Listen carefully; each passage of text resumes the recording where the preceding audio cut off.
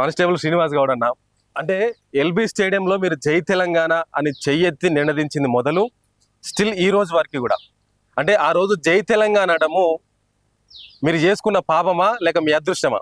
అది పాపం ఎట్లయితే అదృష్టం అవుతుంది కదా అది. ఓకే. ఒకటి. రెండో అంశం ఏంటంటే ప్రత్యేక తెలంగాణ అనేది మలిదేశ ఉద్యమం కంటే తొలి దేశం అంటే తొలి దేశకు సంబంధించిన అంశాలు మనం మాట్లాడుతుంటే ఆ రోజు దాదాపుగా 369 మంది బలిదానాలు చేసుకున్నారు. అంటే దేనికోసం మనం బలిదానాలు చేసుకున్నాము? ప్రత్యేకంగా మన రాష్ట్రము ఇప్పుడు నైజాం పరిపాలన ముందు ఒక దేశంగా ఉండే. అయితే కొన్ని కారణాల వల్ల ఈ రాష్ట్రాన్ని కలపాల్సి వచ్చింది. భాష ప్రయుక్త రాష్ట్రాలుగా ఉండాలని, తెలుగు మాట్లాడే వాళ్ళు ఒక రకంగా ఉండాలని, ఆత్మగౌరవ నినాదాలని చెప్పేసి ఆంధ్ర వాళ్ళు కొంత తీసుకొచ్చి నెహ్రూ గారి ఆధ్వర్యంలో లేకపోతే దానికి సంబంధించిన చారిత్రక మూలాల ఆధారంగా బలవంతంగా అయినా సరే కలపాల్సి వచ్చింది. అయినా కలిసినాం మనమేమో వద్దని చెప్పేసి ఆ రోజు చేయలే. సో కలిసిన తెలంగాణలో జెంటిల్మెన్ అగ్రిమెంట్ కూడా జరిగింది, పెద్ద మనుషుల ఒప్పందం కూడా జరిగింది. ఆ ఒప్పందాన్ని కాలరాస్తూ ఆ ఒప్పందంలో ఉన్న నియమాలను పాటించకుండా మన తెలంగాణకు సంబంధించిన ప్రతి అంశంలో నీళ్లు కావచ్చు, నిధులు కావచ్చు, నియామకాలు కావచ్చు, లేకపోతే కల్చరల్ సంబంధించిన ఏ యాక్టివిటీ చూసినా మనలకు సంబంధించింది మన వాళ్ళను మోసం చేస్తూనే ఉన్నారు. సో మోసపోయినా గోసపడ్డా ఏ చేసినా మనము భరిస్తూ ఇది ఒక అంశాన్ని తీసుకున్న వ్యక్తి ఎవరంటే అసలు ఏం జరుగుతుంది అని ప్రొఫెసర్ జయశంకర్ సార్ తీసుకున్నాడు. అంటే మీరు పాపము అనేదాన్ని ఏ విధంగా పాపం కాదనే ఒక అంశంలో చెప్తున్నారు అన్నట్టు.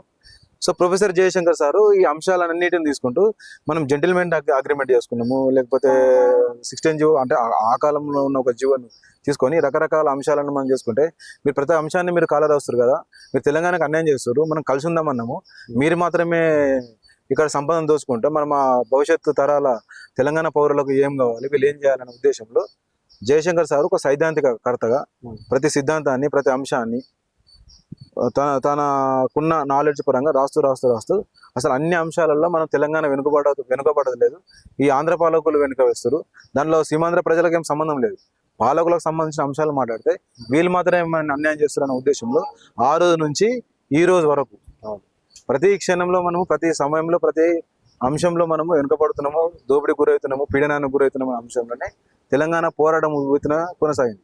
ఆ రోజు 300 మంది అమరవీరులు, నెక్స్ట్ దశ ఒక 500 నుంచి 600 మంది, మొత్తం ఒక 1000 నుంచి 1400 మంది దాదాపు సుమారుగా ఇంతమంది బలిదానాలు చేసుకున్నాం. బలిదానం చేసుకున్న తెలంగాణలో నా వంతు పాత్రగా నాకు వచ్చిన అదృష్టం ఎల్బీ స్టేడియం అన్నట్టు. అంటే ఆ పాత్ర నేను వాస్తవానికి ఏంటంటే ఎల్బీ స్టేడియంలో ఒక 2013 7 తారీఖు నాడు సెప్టెంబర్ నేను బందోబస్తు ఉన్నా. అక్కడ పొద్దు నుంచి సాయంత్రం వరకు అబ్జర్వ్ చేస్తున్నా. వాళ్ళ ఉద్దేశం ఏంటంటే ఏపీఎన్జిఓ సభ ఏంటంటే మీటింగ్ సేవాంధ్ర సభ అని చెప్పేసి ఒక మీటింగ్ పెట్టుకోరు. అంటే ఎంప్లాయీస్ మీటింగ్. అది ఎంప్లాయీస్ మీటింగ్లో ఎంప్లాయీస్ ఉండాలి, కానీ అందులో రాజకీయ నాయకులు చొరబడుతున్నాడు. సరే ఎంప్లాయీస్ మీటింగ్ అని వాళ్ళు ఏం చేయాలి, వాళ్ళు ఏం చెప్పాలంటే సమైక్యాంధ్ర నినాదం ఇవ్వాలి. కానీ వాళ్ళు ఇచ్చిన నినాదం అంటే వాళ్ళకు అనుకూలమైన నినాదాలు ఇస్తూ ఈ తెలంగాణ అస్తిత్వాన్ని గజల్ శ్రీనివాస్ ఆ రోజు ఆ స్టేజ్ మీద ఒక పాట పాడుతున్నాడు. తెలంగాణ అస్తిత్వాన్ని, తెలంగాణ సంస్కృతిని, తెలంగాణ పాటను కించపరుస్తుంది. అసలు తెలంగాణ అంటేనే పాట కదా, తెలంగాణ పదమే జానపదం కదా. సో ఈ మన అస్తిత్వాన్ని విమర్శిస్తూ మన యొక్క ఉనికిని దెబ్బతీస్తున్న సందర్భంలో ఇక అప్పుడు పొద్దు నుంచి ఇస్తున్న అంశాలను ఈ గజల్ శ్రీనివాసు, ఆ రోజు ఒక లేడీ అనురాధ మేడం అక్కడ ఎవరు ఉన్నారు మేడం, ఆమె పొలిటికల్ ఆధ్యాత్మికంగా ఉంటుంది. ఓకే.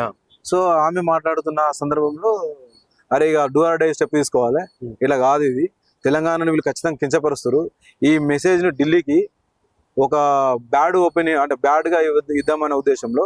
అంటే ఇక్కడ తెలంగాణ లేదు, కేవలం కొంతమంది మాత్రమే తెలంగాణ కోరుకుంటారు, ఆ కొంతమంది రాజకీయ నాయకులు కోరుకుంటారు, ఇక్కడ విద్యార్థులు కోరుకుంటలేరు, లేకపోతే ప్రజలు కోరుకుంటలేరు, లేకపోతే ఇక్కడ పనిచేస్తున్న వ్యాపారస్తులు కోరుకుంటలేరు, కేవలం స్వార్థం కోసము రాజకీయ నాయకులు మాత్రమే తెలంగాణ కోరుకుంటారు అనే ఉద్దేశము, ఆ మెసేజ్ ని పాస్ చేద్దామన్న అంశము అక్కడ నాకు అర్థమైపోయింది. అట్లా కాదు నాయన, ఇప్పటికే మనము చాలా మంది అప్పటి నుంచి మొదలు పెడితే 2 దశలు ఉద్యమం, అంటే మొదటి దశ మళ్ళీ దశ, ఇందులో ఎంతోమంది బలిదానాలు చేసుకున్నది వాళ్ళు వ్యాపారస్తుల, కొన్ని వాళ్ళు రాజకీయ నాయకుల, స్టూడెంట్సే కదా చేసుకున్నది. సో వీళ్ళు తప్పుడు మెసేజ్ చేస్తారు అనే ఉద్దేశంలో అయితే ఉంటాము, లేకపోతే ప్రాణం ఇదే సభలో నేను వదిలేసుకుంటా, బలిదానాలు చేసుకోవడం కాదు, చంపబడాలే కానీ మనం చావద్దా అనే ఉద్దేశంలో నేను ఒక ఆత్మగౌరవ నినాదాన్ని ఆ రోజు ఎత్తుకోవాల్సి వచ్చింది. అది మన పాపం కాదు, అది మనకు సంబంధించిన ఒక అదృష్టంగా భావించింది అంతే. అయితే నేను పాపం అనేటువంటి మాట ఎందుకు వాడినానంటే, ఆ రోజు జై తెలంగాణ అన్న, దాని తర్వాత దాని ముందు అన్నటువంటి అనేక మంది ఇవాళ ఎక్కడున్నారు, అసలు జై తెలంగాణ అనని వాళ్ళు ఎక్కడున్నారు అనేటువంటి దాని గురించి నేను ఆ రోజు పాపమా మీరు చేసుకున్న అదృష్టం అనే మాట మాట్లాడడం జరిగింది. దాని గురించి కూడా తర్వాత మాట్లాడదాము. అయితే వాటికంటే ముందు అసలు మీకు ఆ ధైర్యం ఎక్కడి నుంచి వచ్చింది, మీ నేపథ్యం ఏంటన్నా? అంతకు ముందు మీరు ఎక్కడైనా ఉద్యమాలలో ఉండేనా? అంత ముందుకు నేను జనరల్ సెక్రటరీ ఏబీపీ జనరల్ సెక్రటరీలో ఉన్నా. ఏబీవీపీ అఖిల భారత విద్యార్థి పరిషత్ లో నేను హిందూ శాఖ జనరల్ సెక్రటరీ ఉన్నా. అంటే అంచెలంచెలు ఎదుగుతున్నా. అంత ముందుకు ఇక నేను మామూలుగానే మాకు మా ప్రతి కులం నుంచి ఏంటంటే గౌడ కులం అంటే ఏముంటది అంటే ప్రతి కులాన్ని కలుస్తాం కదా, ప్రతి కులం కలుస్తాము, ప్రతి కులంలో బాధలు తెలుసుకుంటాము, ఇంటికి పోతుంటాము, వాళ్ళ సమస్యలు తెలుసుకుంటున్నాము. అది మా నాన్న నుంచి వచ్చిన నాకు ఇది అంటే ఎవరికైనా కొంచెం రెబల్ గా రాడికల్ గా ఉంటారు అన్నట్టు. సో ఆ కోణంలో నేను ఈ సంఘాలకు రావడం, ఇక్కడ నుంచి ఇప్పుడు అంబేద్కర్ మార్గంలో ప్రయాణిస్తూ పూర్తిగా బౌద్ధాన్ని అనుసరిస్తూ ఉన్నాం.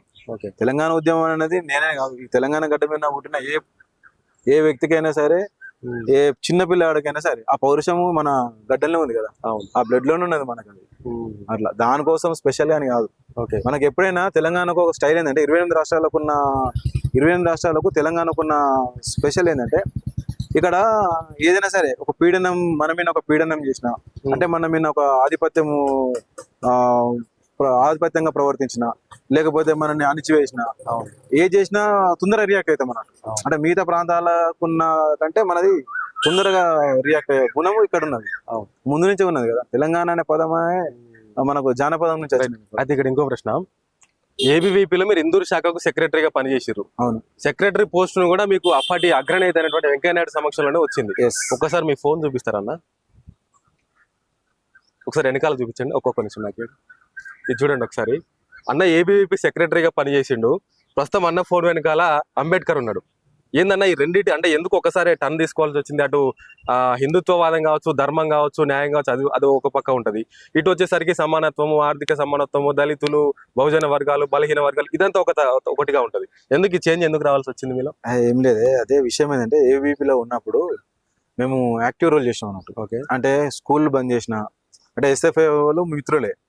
అంటే ఎస్ఎఫ్ఐకు అంటే లెఫ్టిస్ట్ భావజాలకు రైటిస్ట్ భావజాలకు ఉన్న తేడా ఏంటంటే వీళ్ళు మతం కోణంలోనో లేకపోతే పార్టీ కోణంలో చూస్తారు, కానీ స్టూడెంట్స్ ఆర్గనైజ్ ఫెడరేషన్ ఏవైనా సరే, స్టూడెంట్స్ ఆర్గనైజేషన్స్ ఏవైనా మనం మత కోణంలో చూడొద్దు, వాటిని కులం కోణంలో చూడకూడదు.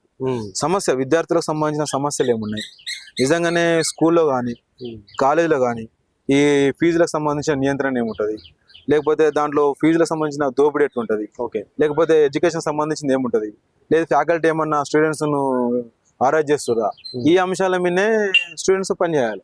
సమకాలీన రాజకీయాలు అంటే రాజకీయాల జోలికోకుండా అందరం ఒకటే. ప్రభుత్వాల నుంచి మనకు ప్రతి విద్యా సంవత్సరం ఓపెనింగ్ రోజు కొన్ని హామీలు ఇస్తుంటది, ఆ హామీలను ఎందుకు నెరవేర్చలేకపోతున్నారు అనే కోణంలో మేము ఎస్ఎఫ్ఐలను కలుపుకున్నాము, ప్లస్ ఏబీపీగా స్టూడెంట్స్ ఆర్గనైజేషన్ ఒకదాన్ని కలుపుకొని మేము చాలా వరకు పోరాటాలు చేస్తాం.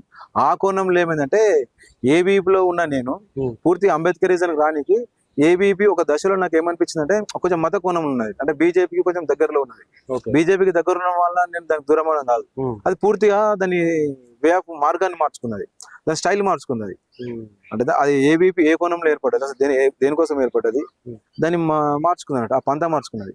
సరే అసలు అంబేద్కర్ అంటారు, అంబేద్కర్ అంటే ఏంటిది అని చెప్పేసి నేను జైలు డ్యూటీ చేసేటప్పుడు ఒక 3 years జైలు డ్యూటీ చేసేటప్పుడు అంబేద్కర్ రచనలు చదివిన, కుల నిర్మూలన చదివిన, కాన్స్టిట్యూషన్ లో అంబేద్కర్ పాత్ర ఏంటి చదివిన, అసలు అంబేద్కర్ సంబంధించి మొత్తం హిస్టరీ చదువుతున్నాగా అసలు ఇది కరెక్ట్ ఉంది కదా. అంటే ఇది ఈ ఇప్పుడున్న అంటే ప్రజెంట్ సిచ్యువేషన్ స్టూడెంట్స్ కే కాదు, భవిష్యత్తు స్టూడెంట్స్ కూడా అంబేద్కర్ జీవిత చరిత్ర అనేది, అంబేద్కర్ మనకు సంబంధించిన ఆయన ఎడ్యుకేషన్ పాలసీ మొత్తం తీసుకుంటే అసలు ఇది కదా మనకు రోల్ మోడల్ ఉండాల్సింది. ప్రపంచంలో ఎంతో మంది అంబేద్కర్ ను రోల్ మోడల్ తీసుకుంటారు. ప్రపంచ ఐక్యరాజ్య సమితి అంబేద్కర్ ను వరల్డ్ నాలెడ్జ్ డే జరుపుకోవాలని చెప్పేసి ఆ తీర్మానం చేసింది 198 దేశాలు. సార్ అంత గొప్ప గ్రేట్ పర్సన్ మన ఇండియా నుంచి ఉన్నప్పుడు అతనే కదా అని చెప్పేసి అతన్ని చదువుతూ అసలు అక్కడ నుంచి ఇక్కడ మార్గం మరి ఇక్కడ ఒక సైద్ధాంతికంగా లేదన్నట్టు, అంటే బలంగా ఏబీపీలో ఒక సైద్ధాంతికంగా లేదు. మేము ఏర్పరిచిన విషయాలకు తర్వాత ఇప్పుడున్న ఏబీపీకి అసలు టోటల్ డిఫరెంట్ ఉన్నది. మేము ప్రతి సంఘాన్ని మేము తీసుకున్నాం. ఎస్ఎఫ్ఐ అనేది కంప్లీట్ లెఫ్టిస్ట్ కి సంబంధించింది ఉంటుంది, అంటే వాళ్ళ భావజాలం అంతా రాడికల్ గా ఉంటుంది. మనది కూడా కొంచెము రిలీజియన్ గా ఉంటూ మనం కూడా విద్యార్థి కోణంలో తీసుకునే సందర్భాన్ని రూపాయి సభ్యత్వం నుంచి మొదలు పెడితే ఎంతో మంది డైరెక్ట్ గా రాజమండ్రి అంటే ఏబీపీలో ఒక స్టైల్ ఉంటుంది అన్నట్టు, పాత పేర్లతో పిలవాలి. ఇప్పుడు నిజామాబాద్ ని ఇందూర్ అనడము, మెదకును మెతుకు అనడము, రాజమండ్రిని రాజమహేంద్రవరం అనడము, ఇట్లా కొంచెం మేము భాగ్యనగరం మేము సభలు ఏర్పరచుకుని కూడా నేను 23, 24, 25 జాతీయ సభలు ఉంటాయి. అవును. అన్ని జాతీయ సభలలో పాల్గొన్నట్టు అట్లా ఆ పాత పేర్లతోటి పిలవడము కొంచెము కల్చరల్ గా దగ్గర ఉండాలన్న ఉద్దేశంలో పిలిచినాడు. సో దీనికి ఏంటంటే ఇక్కడ ఎడ్యుకేషన్ బేస్డ్ ఉంటది, కొంచెము కాన్స్టిట్యూషన్ బేస్డ్ గా ఇక్కడ ఉంటుంది అని చెప్పేసి దీనికి ఇక్కడ మళ్ళీ